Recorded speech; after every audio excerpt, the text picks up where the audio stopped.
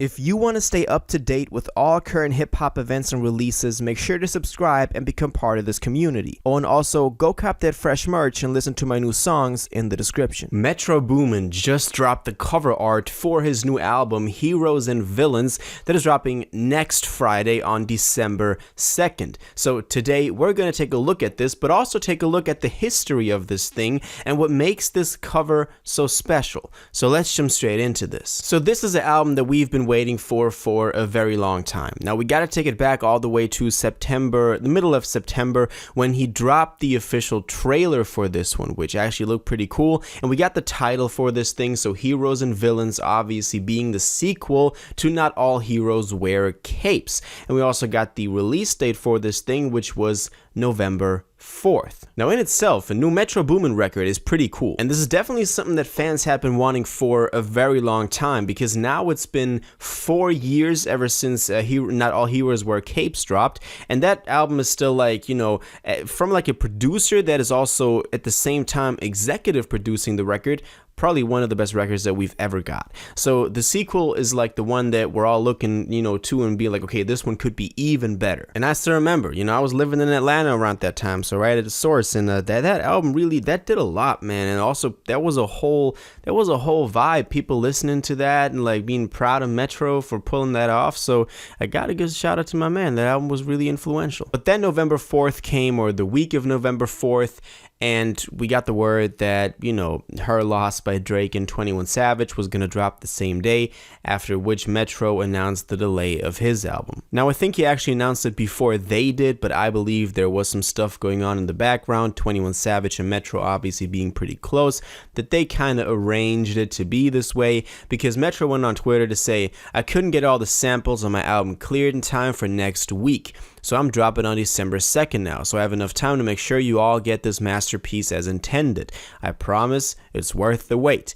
P.S. I would never move my album date because of anyone else. And this kind of already like getting at the core issue of this, which is that people were accusing him of moving his album because Drake and 21 Savage were dropping.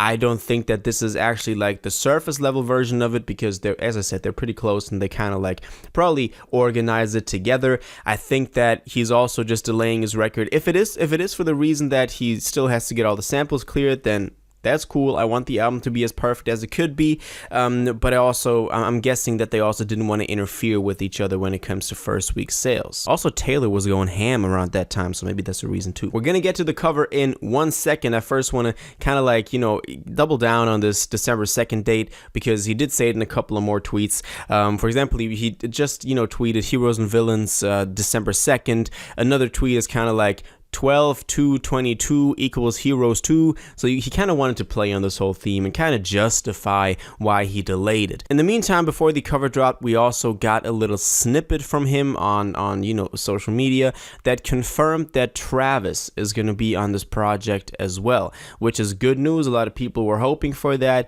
but that's kind of just to get everybody of y'all, you know, caught up to what's been happening surrounding this record. But now we got to take a look at the cover art, because this only happened a couple of hours ago at the point of recording this. So let's take a look at this. So he went on to social media, in this case Twitter, to post "Saving the Year, December 2nd, 2022.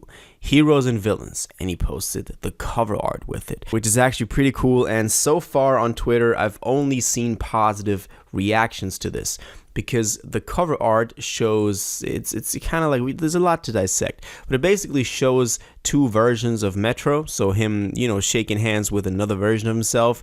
And the one version to the right is just wearing a regular suit, and the one to the left is wearing a, you know, suit that is set on flames. So it actually looks pretty cool.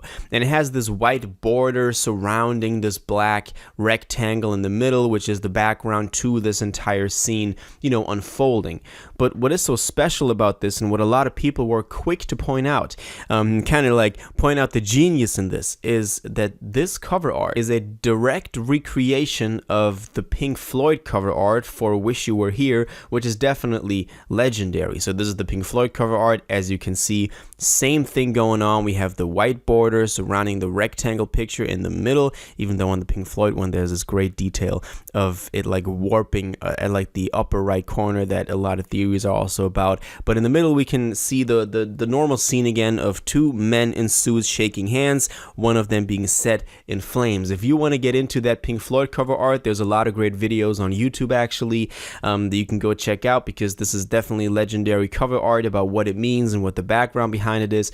But fact is that Metro recreated this. Now, maybe he was drawing a lot of inspiration from Pink Floyd. Pink Floyd obviously being a band, group of musicians that has influenced a lot of culture, and then a lot of music also coming out nowadays. And a lot of artists in hip hop are actually pretty also rock inspired, as maybe their parents were listening to it, stuff like that. So maybe that's like a reference to the Pink Floyd that could go in that direction. But of course, the entire thing is playing on the theme of you have good people, the heroes, and the villains, the bad people, likely being represented by the guy in the suit set in flames. Also, the first one was obviously playing onto that. Not all heroes wear capes, but in that case, it was still only the heroes on the tape. Apparently now we got some villains, and he's playing with this whole theme of flames, which is very southern. We've seen it, for example, on the Savage Mode 2 tape as well. So in a more like removed way, this is a modern twist on like a very southern hip hop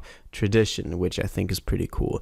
So that's the cover art. I think it looks cool, and I gotta be honest with y'all, after seeing this, I was like, okay, the wait was actually worth it, because if he's dropping a cover art like that is paying homage to Pink Floyd's Wish You Were Here, there's definitely something behind it, and it definitely seems like he's really wanting to make this a very serious album that is not just another playlist. The first one was more so. The first one was just like, here's a playlist, here's an album that I created with a bunch of my artist friends that y'all can go check out. This one actually seems to be a very, very serious album that he also takes very seriously.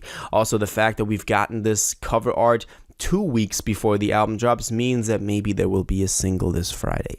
That is just something that I'm guessing. As soon as we learn more about that, I'll be sure to keep y'all updated, so make sure you're subscribed. But it's just something that I've been like, I'm guessing that it'll be a single on this Friday. This actually has me pretty excited. I think that, Heroes and Villains will be a very good album. He also said saving the year on that date, so he's definitely also very confident himself that this is a pretty good album, and that this is an album that will enrich hip-hop, which I very much like. So we have to wait until next Friday, December 2nd. I can't believe it's already December. That's crazy. But I'll keep y'all updated as soon as we, get all the infos on this. Obviously, one of the most interesting things will be the track list, because from that one we'll also be able to tell the features, which play obviously a very big role when it comes to these producer albums, because they can't make or break a record. The producer also can make or break a record, but they're definitely also the people giving a lot of the identity and a lot of the of the ability for people to identify that track and be like, oh, that's the one with Travis Scott. That's kind of like how that works. So definitely we need the track list, but we know Travis is on there, as I just said. But I'll be sure to keep you updated, so make sure you subscribe. But for now, I also want to know, what do you think about this? Are you happy with the cover art? Are you happy with the album? Do you think he delayed it because of Drake, or is there another reason? All of your thoughts and theories and opinions on this, please let me know in the comments down below. If you watched this video to the end and liked it, and you want to stay up to date with all current hip-hop events and releases, make sure to subscribe, turn on notifications, hit that like button, and go follow my social media, and most importantly, join my Discord in the description. Until the next one, you'll have an incredible day, and y'all take care.